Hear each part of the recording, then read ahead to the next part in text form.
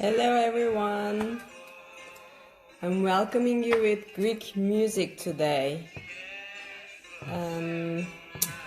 I'm just trying to pin the topic as usual and then invite Konstantinos Lazarakis. Okay.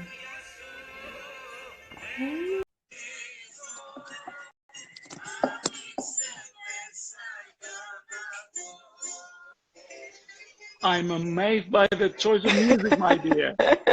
You like it? Fantastic. Thank you so much. I was welcoming you with some Greek tavern songs.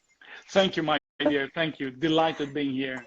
Thank you For so having me much today. for Konstantinos. I'm super delighted to have you here, like a legend, No worries. Greek No master of worries. wine. Thank you Thank very you much. so much. Thank you. Thank you for your kind words. Okay. Thank you. Great. I see so many people are joining. Let's wait like 30 seconds and then we start. Oh, Yes. hello from Bordeaux, they say. Oh, Hi okay. guys. Wow, we have so many people around different parts of the world. Turkey, Greece, Spain, Germany, Belgium. Great. So, Konstantinos, first of all, it's very nice to see you. Irene, it's great seeing you and you look great. Thank you so much, you too, as usual. And I'm lucky that I saw you in the end of January in person in London, just before this. That was a very close call, wasn't it? Huh? Exactly. Yeah. But we're good to go. Yes, Great. and we'll overcome for sure. Yeah, for sure. And then we're gonna overcome this, and we're gonna be stronger. Yep. Yes. Obviously. Well, we'll have to accept that the new normal is going to be a completely different normal, but we'll be there and we'll sort things out. Exactly. So, Great. yeah. Yeah. Let's hope for the best. And actually, the new normal, we were all thinking that the new normal will be like this summer or the end of this summer. But today, scientists and the doctors were saying that the new normal will be towards the end of 2021. Scary. Yeah, so it's very scary. We'll see. But We'll see. we'll I see. think very few people in the world have a very good idea of what's going to happen. So we just have to Exactly. wait and see and plan ahead. And what we do Exactly. today, is a good way to plan ahead. Exactly. So let's talk about some Greek wines. Yes. So before that, Konstantinos is a Master of Wine who became Master of Wine 2002, but he's a professor of mine. And then we became, if I may say, we became also friends Yes, after the of course. diploma course. Of course. And when I see you, hi Christoph, says Christopher Yep. Brunet. You Yep. know him? Yes, Yeah, of course. hi Christoph. He says hi to us. So Pavlos is here too as well. Hi Pavlos. So when I see you, I always remember of amazing memories in Santorini because we had an amazing start of our diploma course back in 2017, I think it was. Yes, No, we it was started 2017. Yes. amazing 1 week in Santorini. Great memories. So when I think of Greek wine, I always think about Santorini and Assyrtiko because 7 days, starting from the morning to the evening, it was Assyrtiko. Yes. But obviously, it's not only Assyrtiko and Santorini. Yes, We are going to hear from you. we have to accept that as it stands, Santorini and Assyrtiko are the steam engines pushing Greek wine forward. But we have so much beyond Assyrtiko and Santorini, and to me, this is actually like a hidden advantage that makes Greek wine even potentially more fascinating for people. I have to say that there are very distinct ways that make Greek wine sexy in the world Greek market as it stands today. If I can go very quickly through my rationale, like a decade ago, we were having a wine world that was focusing on big brands, on well-known grape varieties. If you were not having a Chardonnay, you were not going anywhere. You were expecting very common wine styles, and you were expecting a uniformity across across many fields of the market. Of course, back then you had the people that they were trying to come up with something different, but this was the distinct minority. Now we have a market that is more receptive to wines from alternative grape varieties, from not very well-known countries, from grape varieties that are different, not just in name, but in bottle as well, in taste. So people are looking for more humane scale in their wines they're having. We are having, of course, natural wines being a big part of trends, but then people are asking for a clean but artisanal, as I said, and this is Greek wine. We have a very long history, as people might have noticed. Then we do have a huge number of indigenous grape varieties that are endemic. Endemic means that can be found in Greece and nowhere else. And the thing is that we're having very distinct styles. Greek people have been making for millennia the styles of wines they were enjoying. 20 years ago, this was an anathema, if I can use a Greek word. Now it's what most wine professionals are after. So the timing for the last maybe 5 or 6 years is perfect for Greek wines. So this session is going to be around like 20 minutes, 25 minutes. So it's obviously impossible to go over the Greek wines in 20, 25 minutes. But can we start with this? Correct me if I'm wrong. I think in 2008, Greek Wine Federation or Wines of Greek, I don't know how you call the internal organization. I think they did strategic planning in 2008. Between 2008 and 9. Correct me again if I'm wrong. There was a problem. Problem was Greek wines was complex and it was not really accessible for end consumer or an average drinker. And the solution was, let's come up with 4 main regions and then focus around those regions. Is that correct? Yes, I was a part of the steering committee. And we were thinking that Greek wine is a hell, tongue-twisting appellations, tongue-twisting grape varieties, a huge variety of both. So is something that is extremely difficult to penetrate for even seasoned wine professionals. So the whole idea was this: try to come up with some wines, or what we were called a combination of grape variety and appellation, and try to be the main focal points, at least on a first stance. So we came up with Moschofilero grape variety, a pink skin grape variety behind the wines, the white wines of Mantinia appellation that is in Peloponnese.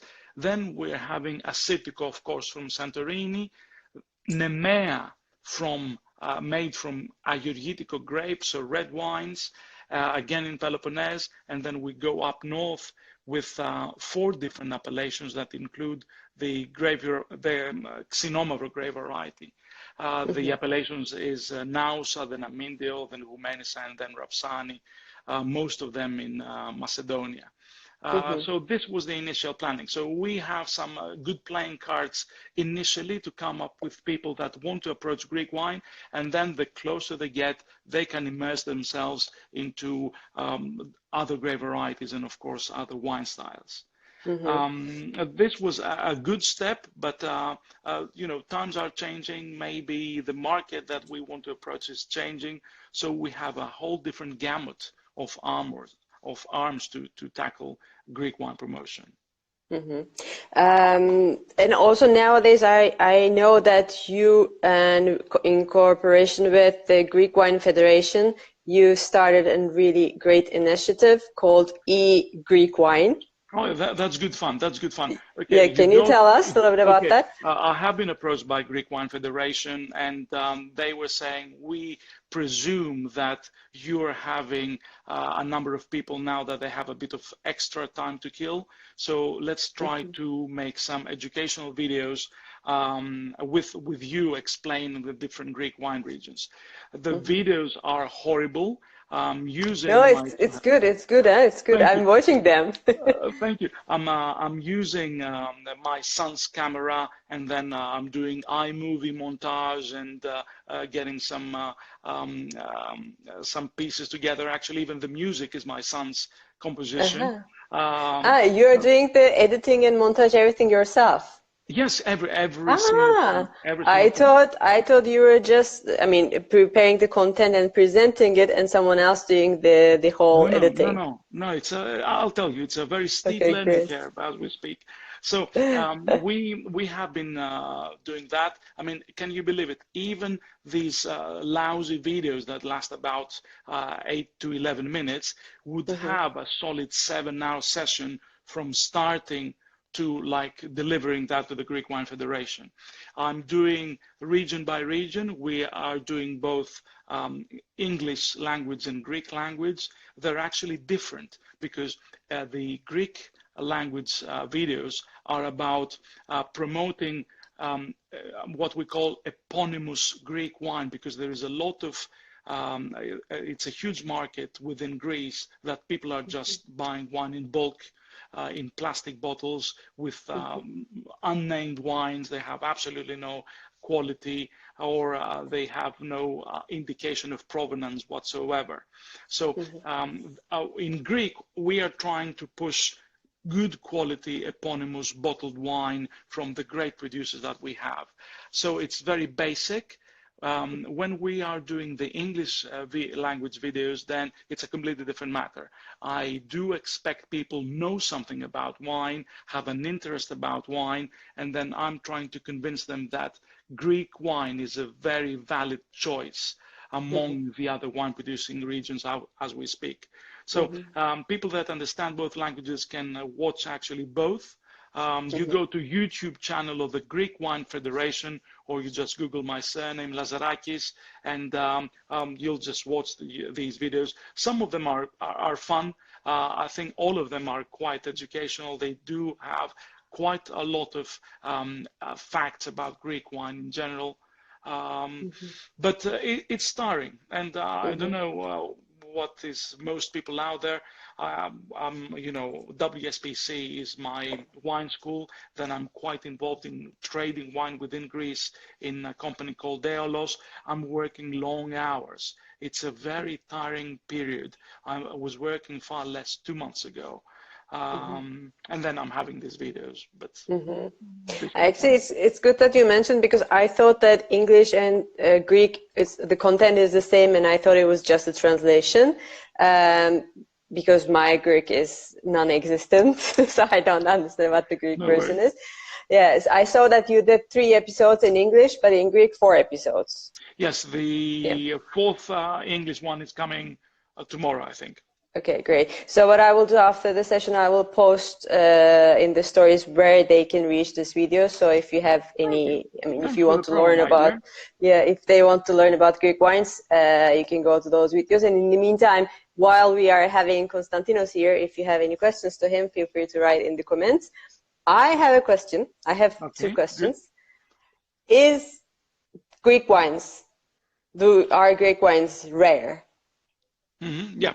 I do cover it to some extent on the very first video. Okay, how big is Greek wine production? I mean, people can sort of go like, where you compare to Italy, is the same or is less? Is it a bit less or a bit more? Is a lot less or a lot more? Most people understand that, think that Greece is a pretty important wine producing country. I have to say that this is nowhere near the truth. If you take Bordeaux, you know, just a very well known and quite a large wine producing region in France, Bordeaux is producing about twice, actually more than twice the amount that Greece is producing. People have a bottle of Bordeaux in their hands and they think that they have something exclusive. No, they don't. There are thousands of millions of bottles of Bordeaux wines produced a year. And then Bordeaux without exports is nowhere. Bordeaux cannot survive. Oops, Konstantinos, just there was a connection problem, and let's get Konstantinos back here. Okay, here we go.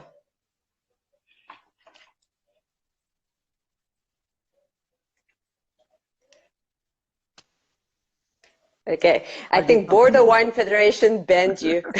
Okay, so you do have Bordeaux, and you are having something that you have a bottle of Bordeaux, and even if it's a 3-year bottle of Bordeaux, you think you're having something exclusive. No, this is nowhere near the truth. You're having a bottle of Greek wine, and it's a quantity produced at least 50% less. You're having, of course, okay, you're having a bottle of Chateau Margaux, and then you understand you have a pretty fine wine and a pretty rare wine. To some degree it is, but then you're having, there are about 4,000 different chateaus in Bordeaux, and then you're having the aristocracy, which is how many, 300 people, 400 people, and then the rest are people struggling to sell their wines, ex-sellers, for 3, 4, 5 euros. This is a fact. You go in Greece and you have about 700 organized wineries, and we Greeks, or at least in Greece, because we do have quite a few tourists, we consume more than 80% of the wine we are making. We enjoy drinking our wine, and this is very important. I'll tell you more in a minute. So if you're in Barcelona, and you have a bottle of Bordeaux in one hand and a bottle of Greek wine in the other, you are having a much rarer wine in the Greek wine. And then it's the artisanal thing. We think about Bordeaux, and again, you think Lafite, you're thinking Margaux. These are wines that are produced in 100,000 bottles a year, 150,000 bottles a year, even more. There are not many Greek wines that are produced in that quantity.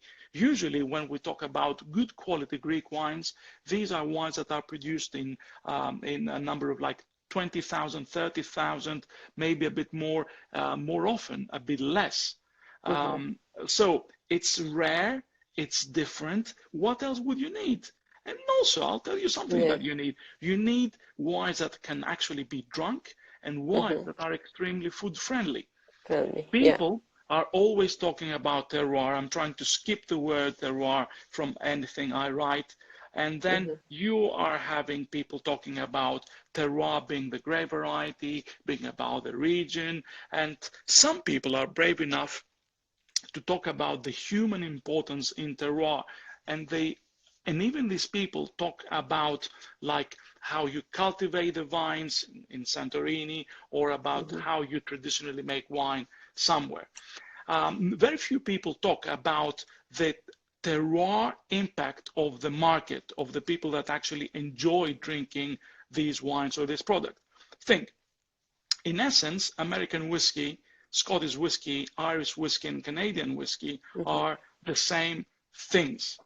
Why they are different? They are different because, you have more malt in Scotland and you have more corn in America, but then you do have very distinct differences on the way Scottish whiskey has been consumed initially by the Scottish, and then American whiskey by the Americans. Go sake and baijiu, okay? Completely different facets of the same entity that relates to how people used to consume these beverages, these alcoholic beverages. The same comes to wine. So in Greece, we are having always food and wine. I was scared when I was going to UK in the 90s and people were eating and then started drinking wine. Back then, you were just eating with a Coke, and then you were starting enjoying wine. In Greece, we enjoy food and beverages that have strong taste. We are not doing food and wine matching, but we're doing everything family style. So a lot of tapas in the middle. So the French concept of matching food and wine really goes out of the window. So through millennia of actual experience on the table, we were having Greek palates defining Greek wine. That's Greek wine is different. Okay, it's something that happens every part in the world. So, for example, we enjoy always food and wine, and we have a sip of wine and then different tapas. You go to Georgia, that of course they have hundreds of grape varieties, and they do very distinctive wines. And the traditional way of drinking wine was out of bullhorns in one go. So the market shapes, when you do have, of course, enough centuries, shape the wines. And this is even true as we speak. Look at Napa, look how Bordeaux has been changing through the last 10 years from big, bold to fresher wines. This is amazing, but we have been there first. We have been there 3, 4, 5 millennia ago. But do you think, yes, Greece has a very long history and one of the oldest wine producing regions in the world. I think it dates back to 6,000 years ago, very old. But do you think 1981 joining to the European Union, does it change things in terms of promotion of Greek wine? Yes, of course. I mean, we got a lot of money. We have been putting a lot of money into modernizing the wineries' equipments and starting new wineries. The market implications were important. Yes, of course. This joining the EU was a milestone, and to some degree still is. So that's why now, like, maybe what you had for so many years are a little bit more known to the end consumer outside of Greece. Could it be? I'm not sure. I think that consuming a lot of Greek wine in Greece made us having a more introvert wine production scheme. So people were more into looking into selling their wines in Greece, and we're not in Greece in selling to expats in Astoria in New York or in Greek tavernas in Germany, rather than making wine for the sommeliers in fancy New York Manhattan restaurants, which is the case now. So through certain developments, and in the last decade, the financial crisis we have has been monumental into realizing, making Greek producers realize that, hey, we have to go outside our borders, we have to work on the marketing, we have to work on the labels, and Greece cannot support forever our production. That was a blessing in disguise. Amazing. Actually, I have much more questions related to this, but I have privilege to see you or talk to you and ask my questions.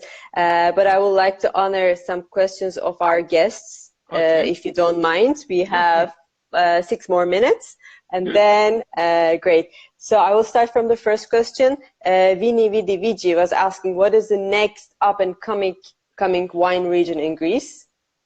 Oh, it's extremely difficult to tell. A lot of people are saying the islands like Tinos or Icaria. A lot of people are say forget about the regions. It's all about grape varieties like Viviano or Limnona. You'll get all the names on the videos if you have a go on them. I don't really know. It's so exciting. I believe that it's not about region. It's about people. This is all about wine. If you were not having people like Christian Moex in Bordeaux, Bordeaux would be different as we speak. So all it needs is a bright mind, a determined, really thoughtful personality to make the less established grape or the completely unknown region go bang in a matter of years. We had that in Greece repeatedly, and I very much look forward into repeating these legends of Greek wine. And there's also many studies for the ancient varieties, right, in Greek? Because commercially speaking, yes, there are many grapes, but there are much more grapes discovered. Okay, we don't know how many Greek varieties we have. We have been a bit stubborn on the on research in the vineyard, but at least things are getting better and better in the last 15 years. We had a very important thing happening in the early 90s. We have the release of a wine called Malagousia, which is an almost extinct grape variety that Evangelos Gerovassiliou, the winemaker in Domaine Karas at that point, said, okay, this is a good grape, and I started working on it. Of course, Logothetis, a professor from Thessaloniki, helped a lot into coming up with this. So they released a wine from a grape variety that never heard, and the wine was amazing. Now we have more than 120 people having Malagousia as a part of their portfolio. That worked fine to establish Malagousia as a grape up there with the 4 big ones we already discussed, but then made people rethink what is the old vineyard of my grandfather that I completely neglect is having. Is there any grape variety in there that if I pay enough attention and if I take a lot of care into treating these vines, could be the next Malagousia? So as I said, Vidiano and Limona, these are grape varieties that at least the average wine lover in Greece has been tasting wines from these grapes for the last 5, maybe 6, 7 years. So I'm saying that in 10 years, I think that we are having a lot more exciting grapes. So we have the Indiana Jones, a lot of Indiana Jones on Greek wine, taking the boat and then going around the Aegean Sea, trying to spot the grape varieties that are there. And we have to discover it. How many are they? People are saying 300.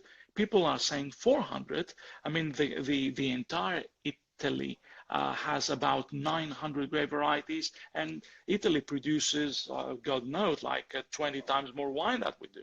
So the concentration of grapes in Greece is bound to be amazing, and it's still a work in progress. That's why Greek wine is exciting.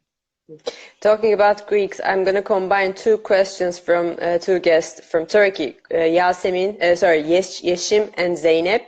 Zeynep is asking, do you think that Chisinau is similar to Nebbiolo? And then Yeşim is asking, Mr. Lazarakis, I'll be grateful if you can advise a harvest year of Nebbiolo from northern Greece.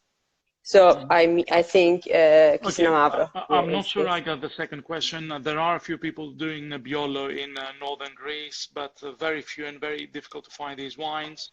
Nebbiolo is very close stylistically in Xinomavro because both are pale in color, getting to brown really fast, not very fruity, but in distinct difference, being very vegetal and sometimes quite floral. And then you get on the palate and you have high acid and grippy tannins and not a lot of body, at least in the way we'll see that in a Merlot or a Syrah. So stylistically they're same. Genetically, we know they're very different. Okay. And does it really make a difference in the northern Greece, the vintages? Okay, yeah, we do have a relatively stable climate. There are challenges. I think it's more a discussion of checking out for difficult vintages rather than finding the great vintage. If it's not a difficult vintage, is as great as it can be. But the vintage discussion, I think, stems from other more established and I would say slightly more continental northern regions.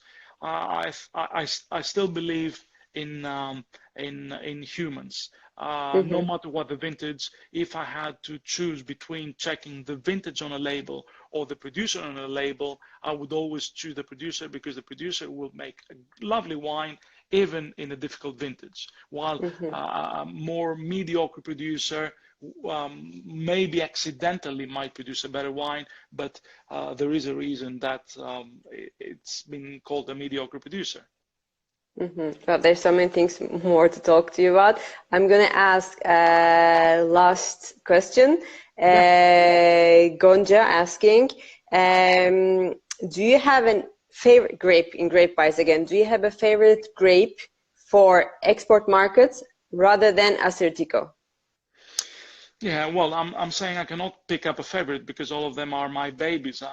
All of them are things that are amazing, and it's really down to how you approach wine drinking, about the time you want to have, the food you want to have. So it's very difficult to have it's all different. For example, a Eurgitiko is very sexy. If you want to have an initiation point for an occasional wine drinker, a Eurgitiko is great. Xinomavro will never be great for that person. If you have a wine geek who is not really about sexiness, but the more difficult the wine, the more intriguing it is for her, then Xinomavro is the name to go. Assyrtiko is bold, it's racy, it's mineral. Moscofilero is very floral, almost Germanic in style. Crisp acidity, a completely different style of wine. There is a good reason, at least one good reason, to drink every single Greek grape variety and every single Greek appellation. I said I will ask one last question, but if you have time, I want to ask one more question, Lazarakis. Before that question, Zeynep is asking about brands. Zeynep, I will post where you can watch the videos, because in the videos, in the comments, Lazarakis is mentioning the wineries from each region, so you can take a look at that. Riza is asking from Turkey, what do you think about the success of Liatiko? Our Çal Karası grape it is relative, but the producers refrained from using it. I know you're familiar with also Turkish wines and Turkish grapes. Yes, I expect to have more and more grape varieties, finding out more connections between the Turkish and the Greek grape varieties, because essentially we have been neighbors for many millennia. I love Liatiko wines. I mean, even in Liatiko, there are people claiming that Liatiko around the Iraklio area, which is mainly planted in Daphnes appellation, is not exactly the same Liatiko that is in Sitia, which is about like 4 hours drive from Iraklio. Liatiko wines can be, as I'm saying, like Pinot Noir wines without the acid, or some hybrid between low acid Pinot Noir and Grenache Noir. But then Liatiko is Liatiko. Liatiko is great. I love the grape variety. It's very textural, it's very sensual, it's thought-provoking, and it can be understood by even not initiated wine drinkers. So this hits a very sweet spot, and it's very important. Amazing. So when the confinement is over, we should all go to Greece and then taste the wines and then drink the wines with amazing food. We expect you. I mean, if there are any questions, people can sort of send me an email, a message. I'll try to answer most. No, I will answer every single question. I don't know when I'm going to answer. We expect you. I really hope that we put that far behind our memory banks very soon. And you know, love will prevail. Beauty always prevails. It's not about things that keep us alive. It's all about things that make us feel that we want to live. Exactly. And it's all about connecting. I mean, we cannot connect in the social level, but we connect like this. So thank you so much, Lazarakis, for being here. Thank you, Rem. I mean, it's all about connecting. So it's great having people like you doing things like this. And I love the opportunity of being with you, having a chat with you anyway. But having people watching us is great as well. Thank you. And we couldn't answer all the questions, but again, after the session, I will post where you can watch the videos on YouTube. Okay. So many questions, I mean, for the guests, many questions that you had about Greek wines and the grapes, you can find the answers on those videos of Lazarakis. Yeah, exactly. And as you said, Greek wine is rare, so that's why I don't have a Greek wine at home, but I have Chipiro.